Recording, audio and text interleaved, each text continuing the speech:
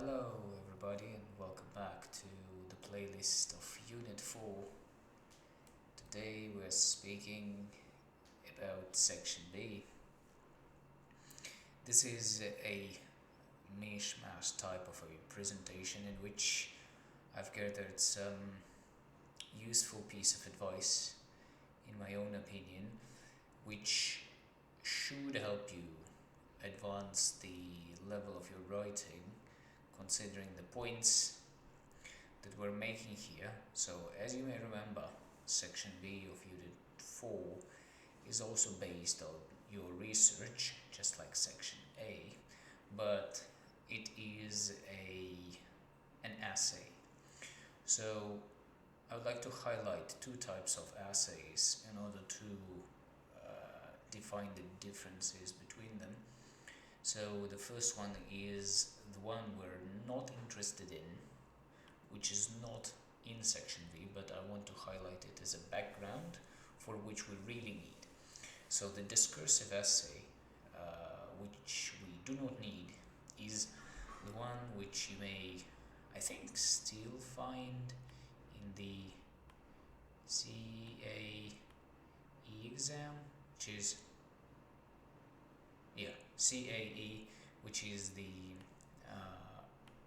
advanced level of English. In this one, you're given two texts. You need to fish for the ideas, then summarize them, and use your own words and evaluate the key points and so on and so forth. So this one we do not really need, alright? But the one we do need is the argumentative type of essay. So we're going to speak about the details of it, considering the specifics of the task that we have in Section B of Unit 4. So in general terms, the argumentative type of essay requires the student to investigate a topic, collect, generate and evaluate evidence, and establish a position on the topic in a concise manner. So in this one, you evaluate the thesis or a standpoint or a question which evokes some kind of a discussion. This is exactly what we receive in the exam section. So, speaking of the exam, here we're discussing the statement with reference to your research. This is very important. So we will come back to our research over and over again. We should consider relevant language frameworks and levels, relevant social, historical and cultural factors. So only two bullet points that we have here, but this is really not an easy task. So we're moving on.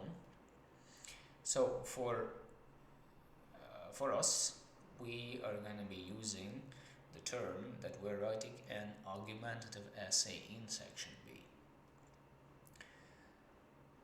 Now I want us to look at some of the previous statements or questions that were given in the previous past papers, the previous examinations, in different subsections. Okay, so we're going to cover all four of them. We have four, those who have forgotten.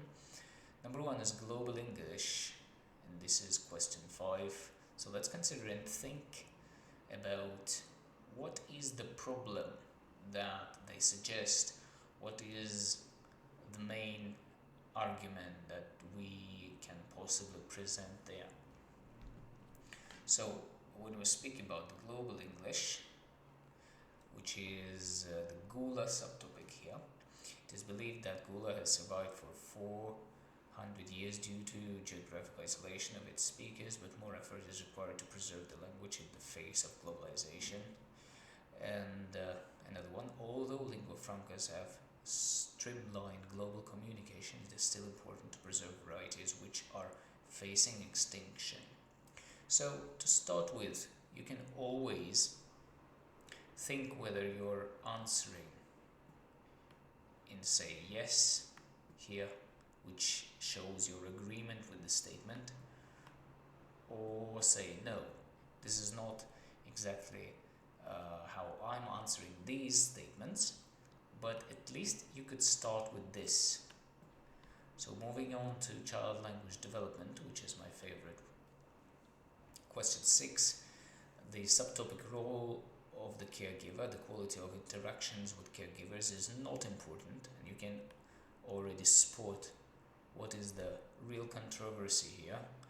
Of course it is important. As long as children are exposed to some form of language, they will successfully acquire it. So this is exactly what you will need to discuss that actually. So I would rather say no here, right? Because it's not any form of language, but it must be the form of the language in which the interactions are meaningful and up to the language development level of the child, in order to expand the zone of the language growth. And of course my answer would be no, and then I'm going to be thinking about the ways to support it, right? So the next one is the role play. The contribution of role play activities to facilitating and reinforcing the growth of communication skills and social development cannot be overstatement. This is also an interesting one. So you can see that the very starting point, maybe the simplest one, which is, do you agree or you don't really agree? This is exactly the beginning of the discussion. Question 7, under the topic of language and power, the most successful debaters are those who have the strongest knowledge and understanding. Their use of language isn't nearly as important. So we can already state here, that actually the use of their language is important, of course.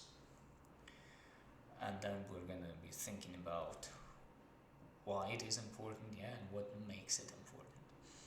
And the next one, fundraising requests are more successful if they avoid aggressive communication tactics. Sometimes it can be both, which is yes and no, which is probably the variant to go with in this one. So it is also possible not to be one-sided, and present both sides of the argument. The last but not least is language and technology. Question 8. The introduction of the printing press to England is given too much credit for the standardization of the English language. The rapid development of computer technology has provoked profound linguistic and cultural change, which is ongoing. Hopefully it highlights the tone in which these statements are given, and once again the appropriate first step is to see what the controversy in the statement is, whether you agree or disagree. I would like to give some advice on what should be considered and should not be forgotten. So there is the examiner's suggestion that I found in several sources. Let us take a look at these bullet points. So they suggest that the bullet points from the task are not necessarily covered one after another in order, in equal depth. Ignoring one of them, obviously you go through both of them in different places. So this is, I think, is pretty superficial and clear. So the key concepts that are apparent across the data texts, then discussing them in detail. It's a very important point to be using the data texts, by the way, because you really want to find some references or examples or whatever it is from the source materials. So this is an important one. There will be possibly some conceptual overlap in the sources, yes.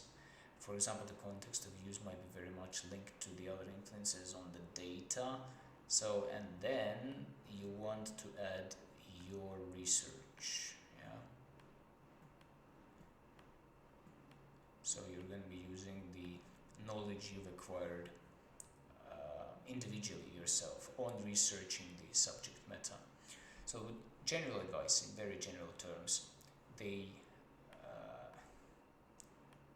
highlight the assessment objectives once again. So the first one, analytical methods, terminology, expression. 2, concepts, issues broadly, 3 context and meaning, 4 connections across the data, and 2 concepts and methods. Then data sources, as we've highlighted already, your research findings, relevant and organized manner, of course not at random. You could refer to the data presented for section A, but this should be done sparingly. So it means that something that you mentioned in section A could also be brought up in section B, but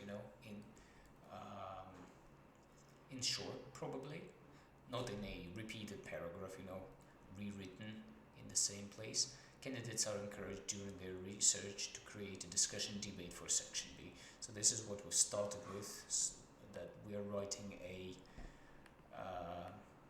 the argumentative essay. Here it is. So now moving on, there is a tiny suggestion of mine. This we've already covered, so it is yes or no to start with when you've read the statement. You agree or disagree, just for yourself, in a form of a note, you see.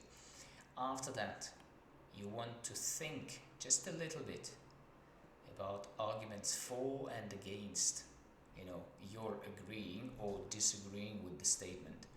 Making a list right on that page is very useful.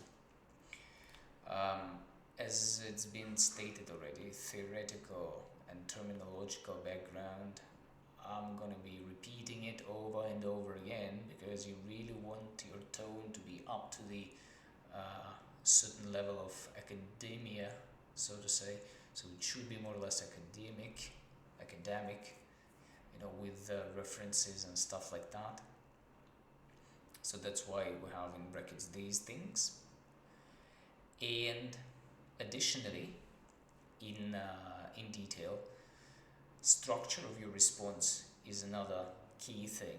So don't make it random, at least as usually, intro, body, which should be a presentation of arguments, roughly speaking.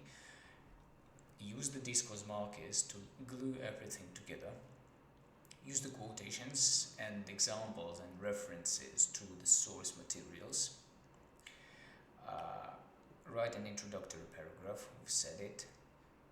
Reasons, not to forget for and against, right? Sometimes you need one, sometimes you need both.